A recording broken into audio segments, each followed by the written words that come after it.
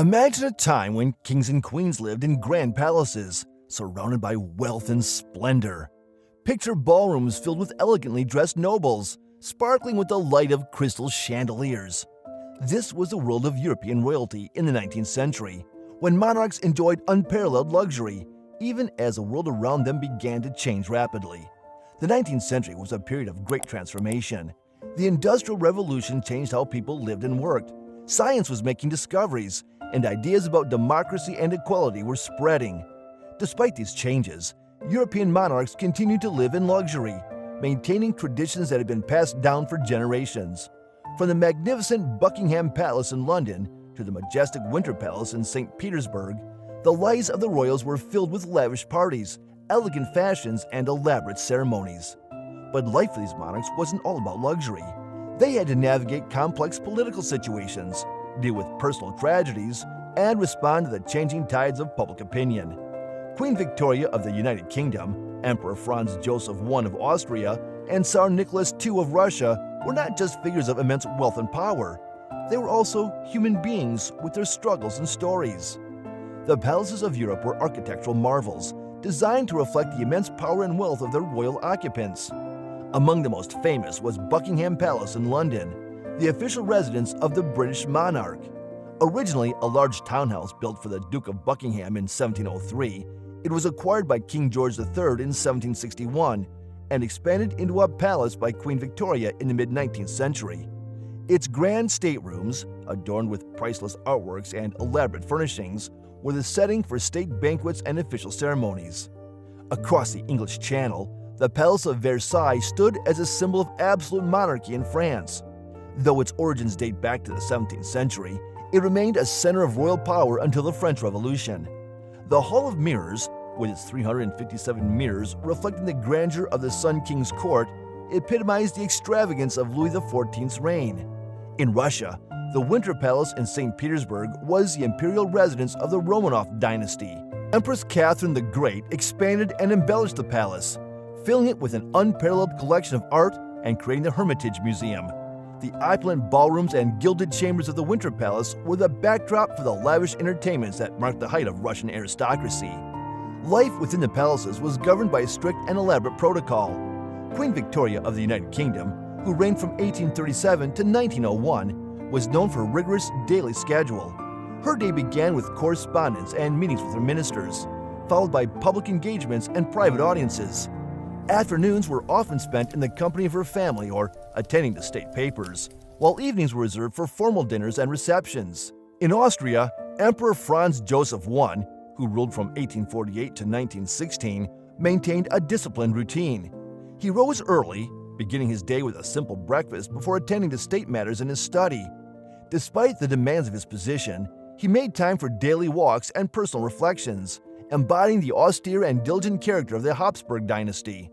Meanwhile, King Louis-Philippe of France, who reigned from 1830 to 1848, embraced a more relaxed approach to his royal duties. Known as the Citizen King, he often interacted informally with his subjects and enjoyed participating in the cultural and intellectual life of Paris. His reign, though marked by political turbulence, reflected the shifting attitudes towards monarchy in a changing society. European royalty was renowned for their elaborate ceremonies and grand festivities, which served to reinforce their divine right to rule and display their wealth. The coronation of a monarch was one of the most significant events, filled with ritualistic grandeur. The coronation of Queen Victoria in 1838 was a spectacular affair, attended by dignitaries from across Europe. The procession to Westminster Abbey, the solemn anointing, and the crowning were moments of immense national pride. In Russia, the Winter Palace hosted the magnificent Winter Ball, an event of unparalleled splendor. Nobles from across the empire donned their finest attire to dance beneath glittering chandeliers and feast on sumptuous delicacies. These balls were not only social events, but also political arenas, where alliances were forged and influence was wielded. The courts of Europe were also famed for their opulent weddings. The marriage of Emperor Franz Joseph I to Elizabeth of Bavaria, known as Sisi, in 1854, was a fairy tale affair. The bride's arrival in Vienna was met with great fanfare, and the wedding festivities included lavish banquets, musical performances, and fireworks displays. Such events reinforce the interconnectedness of European royalty, as marriages often serve to strengthen political alliances between nations. Behind the grandeur and ceremony, European monarchs were complex individuals with personal joys and struggles. Queen Victoria's deep love for her husband, Prince Albert, was well documented. Their marriage was a genuine partnership, and his death in 1861 plunged her into profound mourning.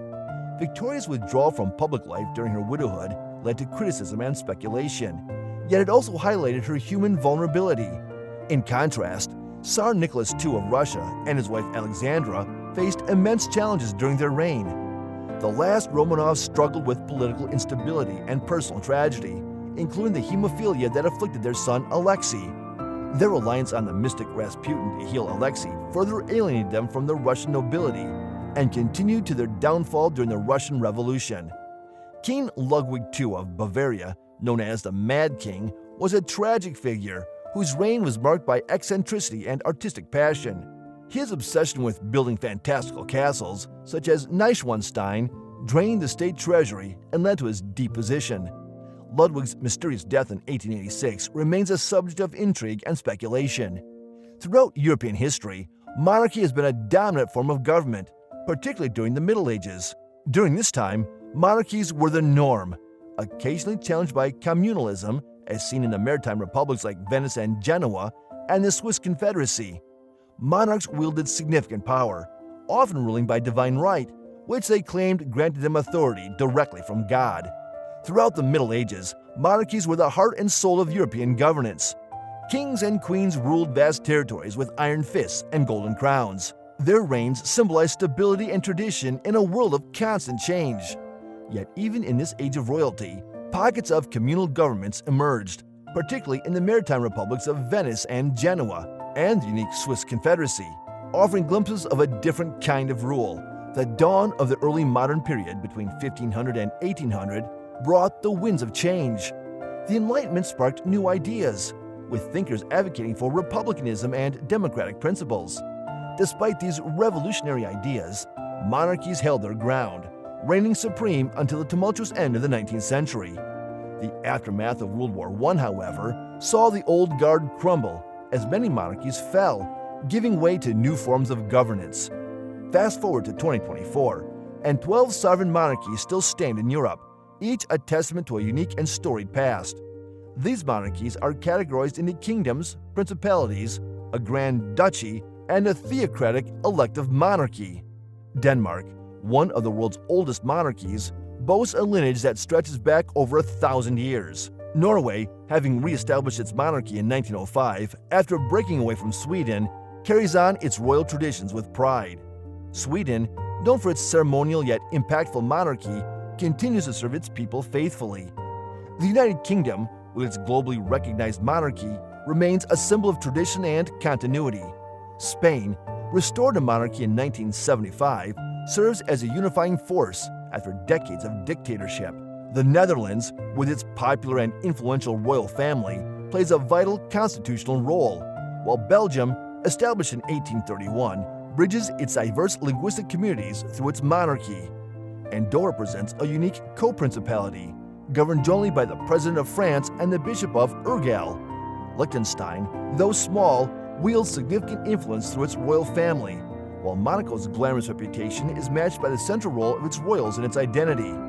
Luxembourg, a grand duchy, showcases its royal family's prominent role both nationally and internationally, blending deep-seated tradition with modern influence. At the heart of the Catholic world, Vatican City stands as a theocratic elective monarchy, with the Pope governing the smallest yet profoundly influential independent state. These monarchies are rooted in two main historical developments.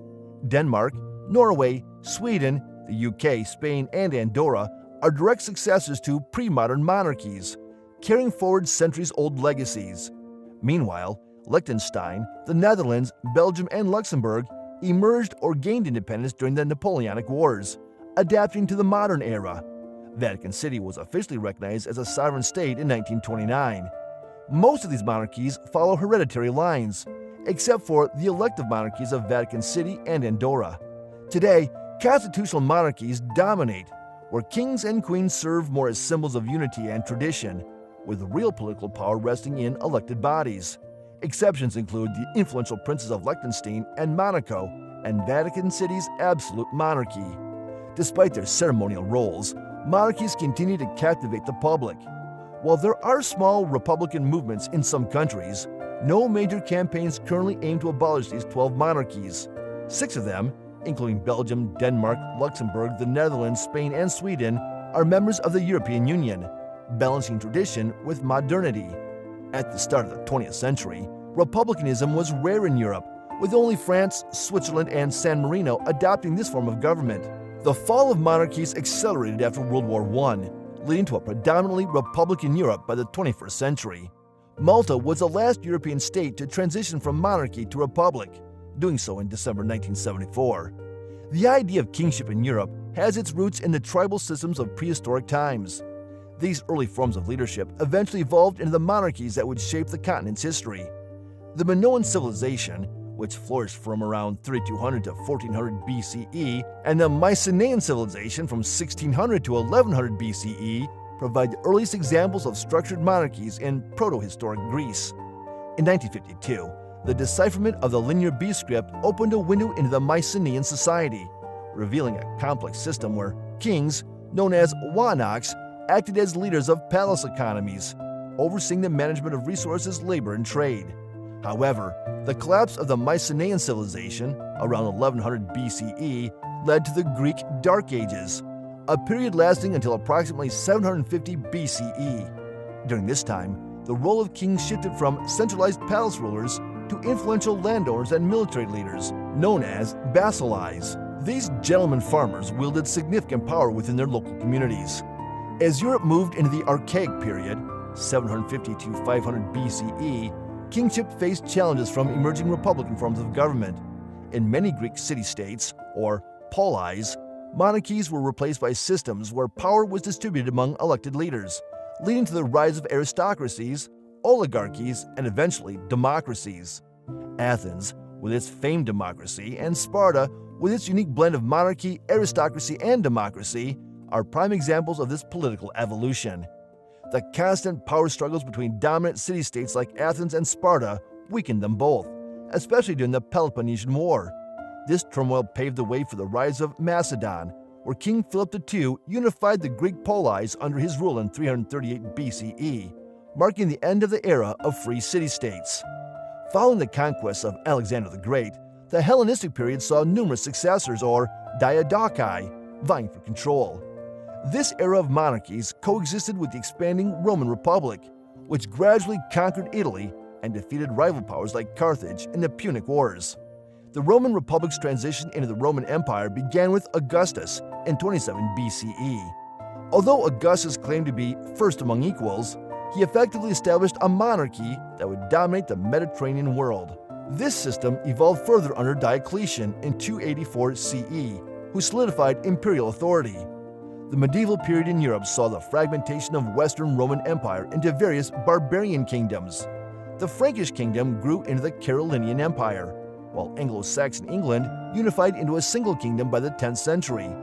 Feudalism became the dominant system, with kings at the top of a complex hierarchy of lords and vassals. Throughout history, European monarchies have adapted and evolved, influenced by ancient traditions and the Roman legacy.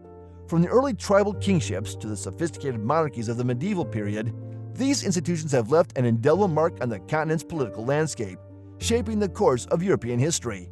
In contrast, the French monarchy experienced a series of upheavals, with the Bourbon Restoration, the July Monarchy, and the eventual establishment of the French Republic. Each regime change reflected the shifting political landscape and the growing demands for democracy and republicanism. The fall of the Romanovs marked the end of centuries-old autocratic rule in Russia, leading to the rise of the Soviet Union. The dramatic and violent end of the Russian imperial family was a stark reminder of the vulnerabilities and perils faced by monarchies in a rapidly changing world. The 19th century was a remarkable period for European royalty, filled with grandeur, intrigue, and transformation. The luxurious lives of monarchs were a testament to their enduring influence and the opulence of their courts. Yet beneath the glittering surface lay a complex web of personal stories and political challenges that shaped the course of history. As we reflect on this fascinating era, we gain a deeper understanding of the intricate dance between tradition and change that defined the lives of 19th century monarchs.